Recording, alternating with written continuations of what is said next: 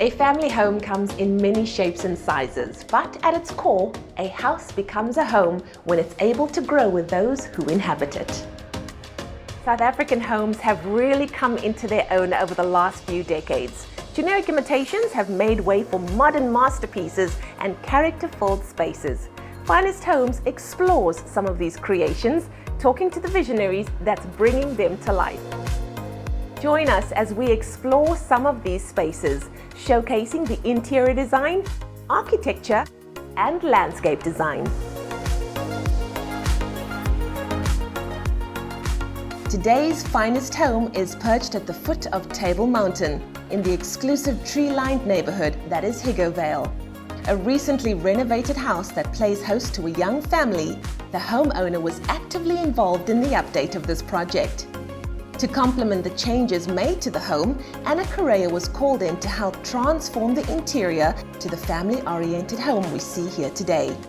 Anna is known for her comfortable contemporary approach to design, but enjoys an eccentric twist to liven up things. And it's evident as you step through the front door. Welcome. So beautiful, thank you.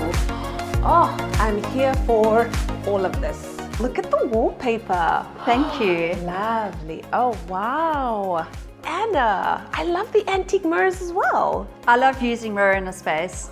It really just adds more depth to like a room. Beautiful. Talking about depth to a room, look at this living room. Large TV, beautiful. Oh, this is gorgeous. Let's sit, let us chat. Let's talk about the client. What was the brief from the client and how did you manage to translate that into this incredible space?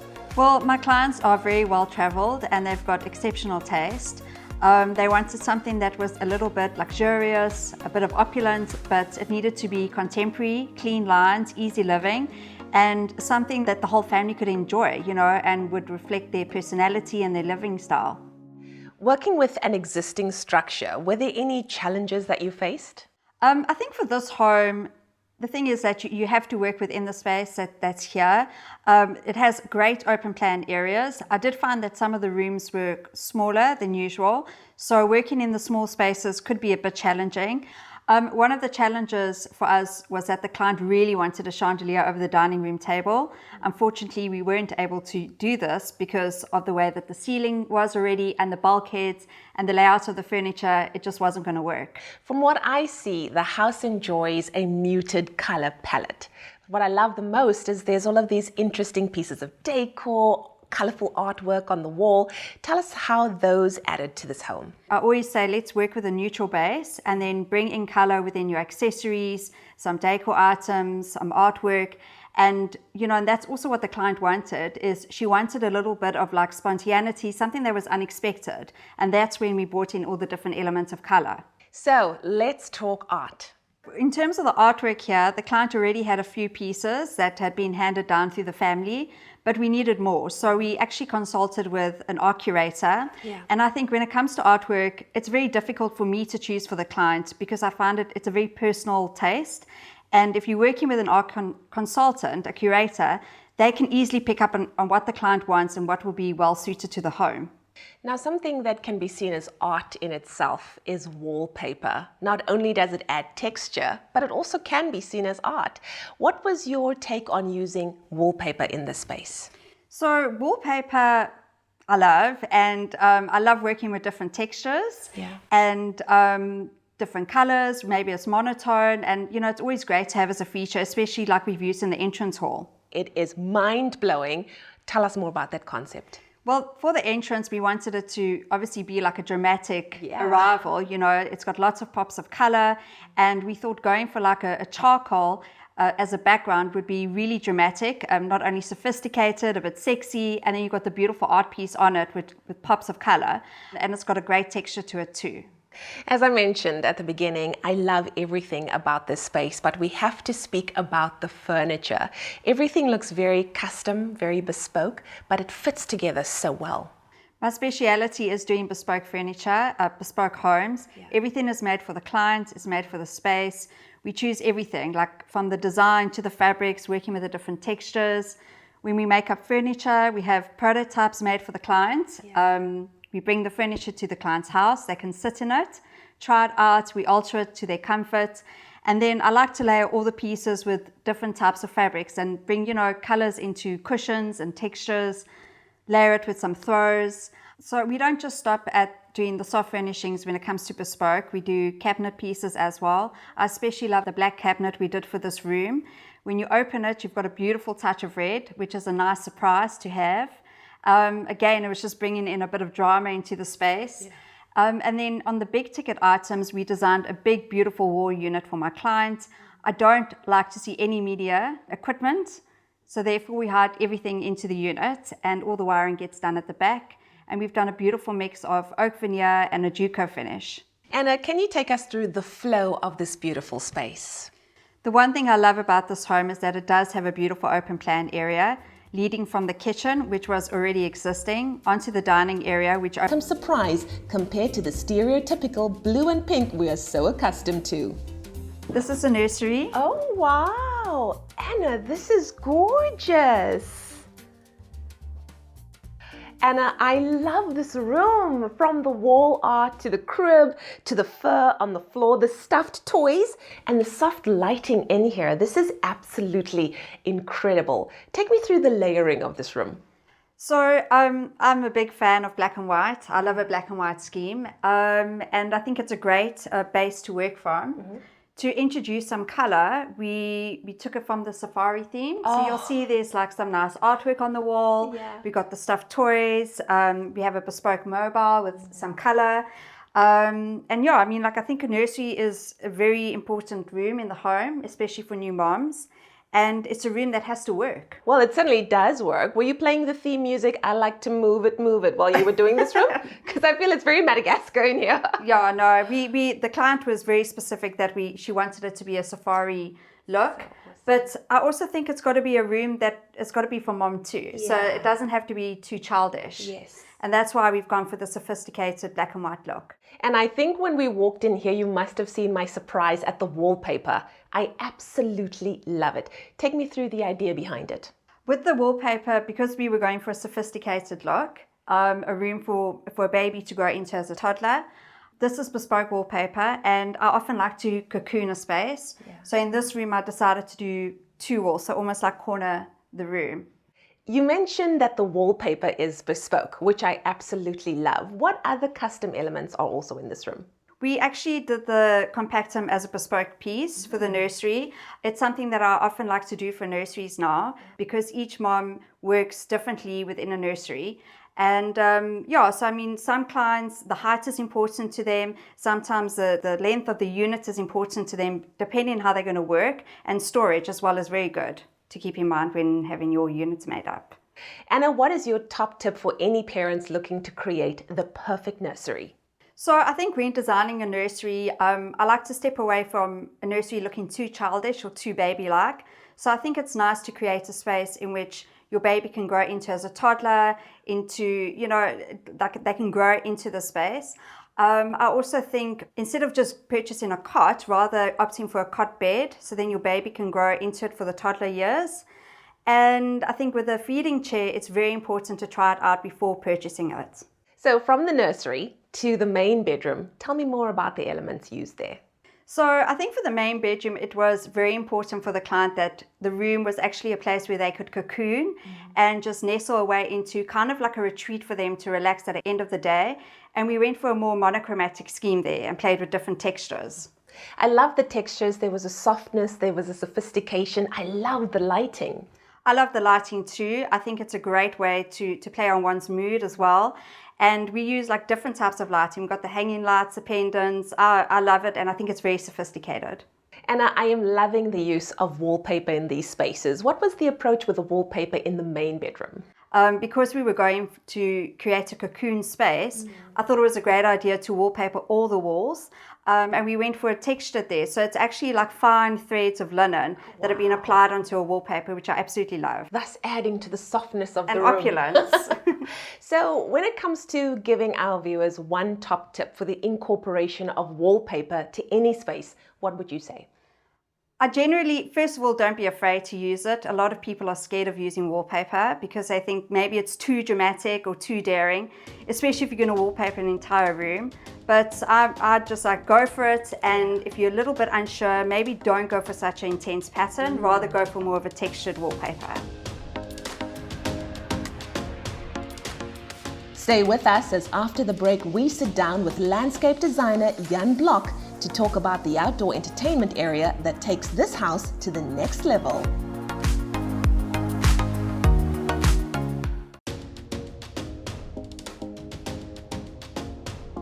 In today's episode of Finest Homes, we're visiting a house nestled in the leafy suburb of Hugo Vale. A house that enjoyed an extensive renovation and one that was guided by the homeowner and interior designer Correia.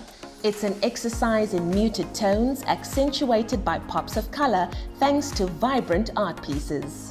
One of the key features that stood out for me was the monochromatic design scheme that Anna incorporated into the nursery. It's a space that can easily be updated as the little one grows older. A big feature for this house is the garden and outside entertainment area. I sat down with landscape designer Jan Block to find out more about the process of creating this wonderful extension to the house. Jan, the house and interior design stands proudly on its own, but the minute you open these shutters and sliding doors, this home just comes alive. What was the brief from the client? I was very lucky with the client. They said to me, this garden is terrible, which it was. What can you come up with within this space? It's not a very big space. To make it livable, good entertaining space and an enjoyable space. Talking about the garden being terrible, what exactly did it look like before and what did you need to do to get the garden to where it is today? The garden had a very, very big swimming pool, old kidney-shaped pool, and used to slope towards the road, which made it quite a bit smaller. So what you see now, I would say, is 95% construction and 5% green. There was a lot of construction, retaining walls, level off the garden, break the old pool out, put a new pool in, and then obviously all the decking in the garden. Decking, pergolas, creating different spaces within the small space, allowing you to enjoy and relax. In square meters, the garden isn't that large, but you've managed to make it look and feel so much bigger. How did you achieve that? I think by keeping things simple, and when I say that, we've got limited varieties of plant material. Using hedges. Hedges don't take a lot of space. Rather, a hedge can be fairly narrow, but it's green, which we've used to block out the houses in front of the garden while you can still see the city. And then creating different levels in the garden will also make a garden feel bigger, even if it's just a step or two. But keeping things simple, not too many different materials, and plant material also very, very simple. Less is more. Are there any other standout features that you love about this garden? I love the timber. Yeah. Especially the way it's gone nice and grey. It's working well with the really, really blue pool. And I just think the whole project has come together as a whole.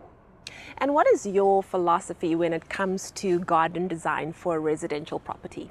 I think my philosophy is keep it simple, keep it sympathetic to the architecture. That's a huge one.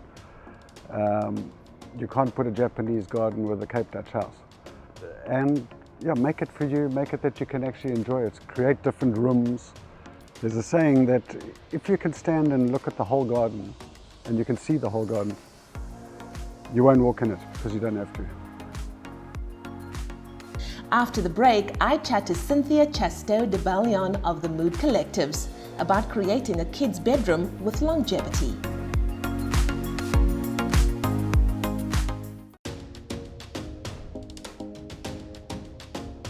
In today's episode of Finest Homes, we visited a contemporary family home in the tree-lined neighbourhood of Hugo Vale. A house that enjoyed a thorough renovation led by its owner and also interior designer Correia. It reads as a timeless design with scope to easily be updated as the years go by.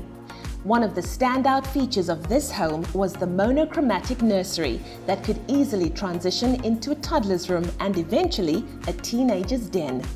To find out more about creating a room for kids that will grow with them, I chatted to Cynthia Chasteau de Ballion of the Mood Collectives to get her take on the design scheme. Cynthia, our feature home sported a crisp black and white nursery, which I thought was quite a fresh take on the theme. Do we still see a stereotypical trend towards the blues and the pinks, or has there been a shift towards neutrals when it comes to nurseries? Yeah, and I think the blues and pinks will never really run out. Okay. Because, you know, the kids, they love colors, Yeah. but we definitely seen a shift in nurseries and for older kids. All right. So I would say for the tween, it's still definitely go with the colors. In your opinion, what makes for a well-executed children's room? I think for a well-executed children room, it should be very organized, but you have your specific spaces. Like you have an area for your bed, and Yeah. you have an area for your crafts, and an area for reading. But then also, of course, an area for playing. But it shouldn't be overwhelming because it's still a bedroom. Now, we tasked you with the challenge of putting together a children's room that will grow as the child gets older. So what is your take on creating a room that has longevity? Yes, I've put something together very special for you guys. It's the color palette is about pastels. Okay. So it is colorful, but it's a little bit toned down, so it's not overwhelming. We put a nice sofa with a fun rug, a house bed with some vinyls on the wall, a nice bookshelf for books to read and for the toys, and then of course also an area with storage and where they can their learning and their crafts. I think what is important is that you keep it quite neutral in the overall, but with accents of your rug, or your scatter cushions, or your bedding as well, and the wallpaper, for example, which is quite something special. You just elevate the room and gives it excitement for the kids to play, because I think that's what you want. You want that they enjoy the rooms and that they go with their friends there and just play. I see with the picture that you've got there, it's a feature wall and not necessarily the entire room, which means you can update it if the need arises. Yes, exactly. So with wallpapers, it's always easy to change, and also with your vinyls. That's why we love to work with wallpapers and vinyls. It's easily to change. Wow. Is the room characterized by certain elements or textures or colors? Yes, I would say kids are very tactile. Yeah. They love to feel softness and textures. So we definitely using soft textures, and I think what's also very important, we're using a lot of cottons, so it's all natural fabrics we're using for allergies and stuff like that, so to keep it very natural. All right. So I see you've got two mood boards here, from tween going into teen. Take us through the update of this particular room. Yes, so as I said before, the desk and the storage areas we keep because they're neutral and they can just grow with a child. But for example, with a house bed, that's easily changeable into a more straight four-poster bed. Yeah. And then the sofa, again, it's the same sofa, but we just updated into a more grown-up fabric, which just works perfectly. And I would say teens are like softness and a little bit more comfortable areas. Okay. And so we would change, for example, the rug into a little bit more softer neutral color, and then also bringing in a little bit more modern elements with like a floating shelf instead of the house shelf. We can take down the vinyls and bring in a little bit more muted cushions.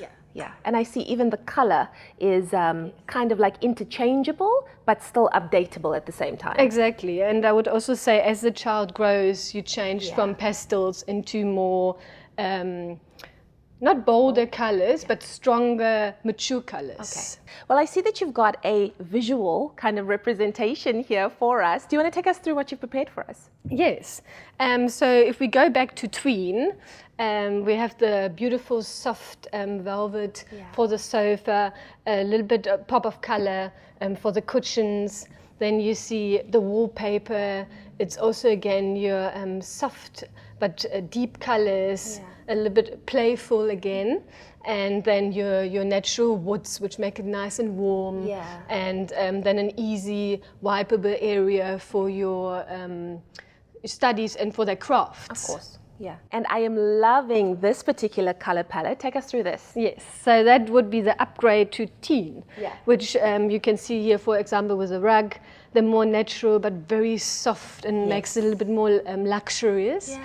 And then your deeper color for the sofa, which picks up, if we leave the wallpaper, it picks up that color, but bringing in a beautiful mixture of neutrals and all the colors we actually worked with in some beautiful scattered cushions. Very nice. That's it for this week. Do join us again next week as we bring you another finest home.